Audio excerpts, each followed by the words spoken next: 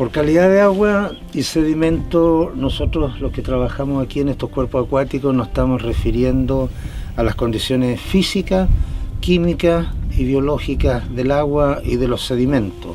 Cuando yo hablo de condiciones físicas me estoy refiriendo, por ejemplo, a la temperatura del agua, ¿ya? Al pH. Cuando hablo de condiciones químicas, me estoy refiriendo, por ejemplo, a la cantidad de sales que hay en el agua. Me estoy refiriendo, por ejemplo, a la cantidad de algún elemento químico como algún metal pesado, como por ejemplo hierro o aluminio. Y cuando hablo de la condición biológica nos estamos refiriendo a, por ejemplo, el tipo de plancton, el tipo de fitoplancton que existe en el agua.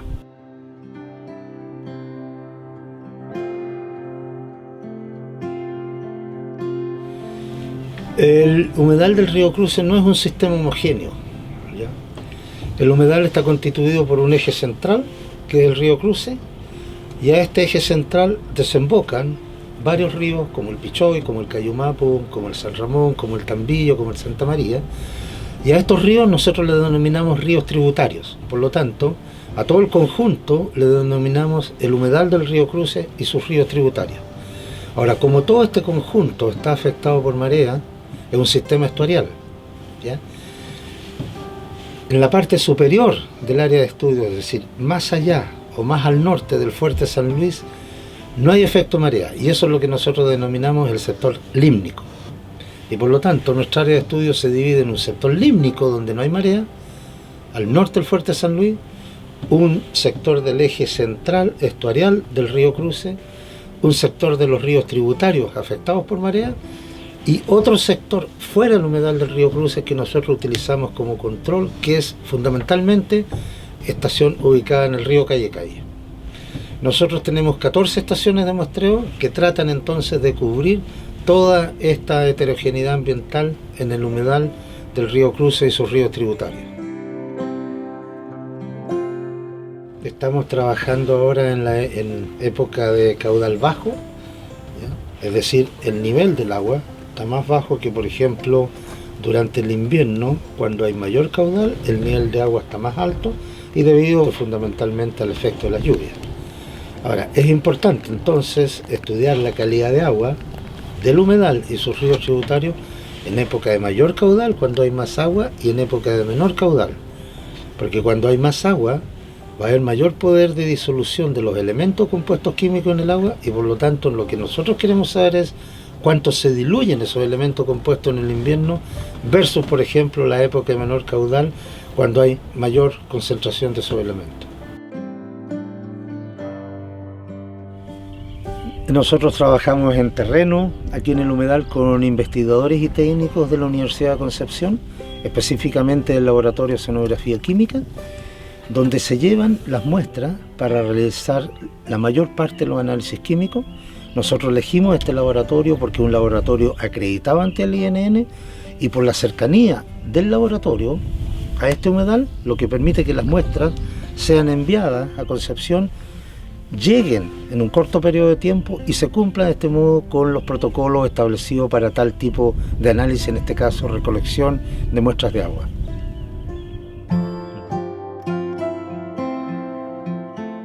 Las muestras ambientales tienen la característica de que los constituyentes de ellas están en muy bajas concentraciones.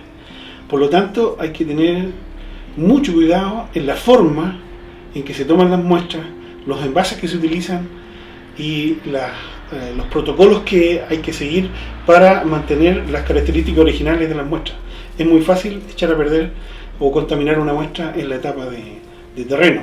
Por lo tanto, se han establecido protocolos muy estrictos que, digamos, los laboratorios acreditados están obligados a seguir.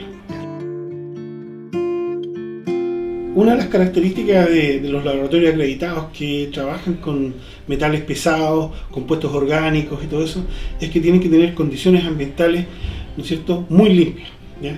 Y una de las características es que estos laboratorios tienen que ser clase 100. ¿Ya? Clase 100 significa que deben tener máximo 100 partículas de 0,3 micras por metro cúbico de aire. Nuestro laboratorio lo logra, de hecho tenemos zonas en que tenemos 1 o 2 partículas por metro cúbico. Y además, otra fuente importante de contaminación son los mismos analistas. Por eso usan vestimentas especiales, hay que protegerse los zapatos para que no traigan polvo, el pelo también, porque son todas fuentes de contaminación intralaboratorio, que un laboratorio acreditado tiene que evitarla.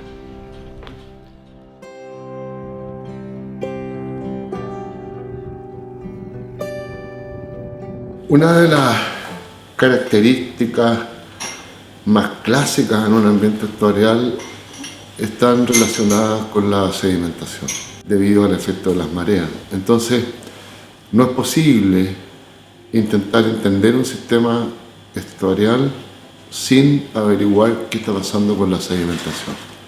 ¿Cierto? Si yo entierro el Papa Testigo, normalmente alcanzo con certeza 1960, que como es un evento tan geológicamente importante, con hundimiento de la cuenca, con tsunami, origina una señal. A veces la señal es incluso un suelo enterrado.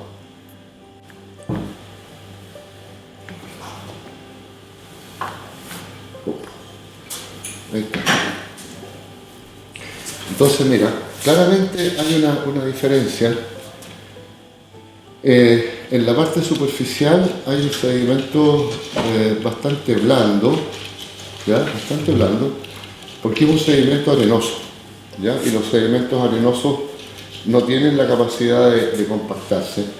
Nosotros cortamos cada centímetro, ¿cierto? Y obtenemos una lonja, y esta lonja de sedimento, ¿cierto? Obviamente es más antigua que la siguiente. Entonces yo puedo analizar en el testigo la variabilidad de, por ejemplo, la materia orgánica, el contenido de arena, los contenidos de metales traza a través del tiempo. Entonces, en este testigo uno puede observar claramente una diferencia, primero en compactación, que a la vez es sedimentológica, ¿cierto? Este sedimento está bien compactado, es un fango arenoso, no es solamente fango, ¿ya? Pero está bien compactado. Y allí ocurre un cambio y aparece un sedimento bastante poco consolidado, poco fiable, y eso revela, sin lugar a dudas, un cambio en la condición de la sedimentación. Esta es una situación y esta es otra, ¿ya? Posiblemente, no estoy seguro todavía porque estamos desarrollando los análisis, se trate de la diferencia entre 1960 y el actual. Simultáneamente con los análisis sedimentológicos, es decir, con los contenidos de grava, arena, fango y materia orgánica, se hacen análisis de metales pesados. Y los metales pesados tienen una afinidad electroquímica, se absorben a las arcillas que están presentes en los sedimentos fangosos. Entonces hay una doble finalidad. Por una parte, un mejor registro en términos temporales, por otra parte, una mejor capacidad de relacionar el sedimento y el ambiente con la distribución de metales traza en el ambiente. La muestra tomada en Angachilla presenta el suelo originado en el sismo de 1960, enterrado por el hundimiento de todo el sistema, a una profundidad de 10 centímetros. En cambio, en el sitio Cruces, ese mismo nivel de suelo enterrado está a una profundidad de 16 centímetros. Eso significa que la tasa de sedimentación, que la cantidad de sedimentos depositados por año, es mayor en el Cruces que en el Angachilla. Pero no solamente la cantidad, también es la calidad, ¿cierto? Mientras en Angachilla se ha sedimentado desde 1960 aproximadamente 10 centímetros de sedimentos arenosos, en Cruces se han depositado aproximadamente 16 centímetros de sedimentos que tienen contenidos importantes de fango. Los metales pesados tienden a absorberse, a ponerse encima de las partículas de fango y no de las partículas de arena. Entonces, esa diferencia sedimentológica podría revelar el hecho de que tengamos mayores concentraciones de todos los metales pesados en el Cruces en relación con lo que estamos encontrando en Angachilla. Las diferencias tanto en cantidad de sedimentos depositados post-1960 como la calidad del sedimento depositado en 1960 puede deberse a las diferencias en los regímenes mareales. El estuario Angachilla, ¿cierto? Es un pequeño estuario que nace de una pequeña cuenca y que tiene probablemente un efecto mareal menor con respecto a lo que está ocurriendo en el sistema cruce, con enormes corrientes mareales dirigidas hacia el sector del fuerte San Luis de Alba. Entonces probablemente las diferencias en la calidad del sedimento y en la cantidad de sedimento depositado post 1960 está regido por las fuerzas de las corrientes mareales.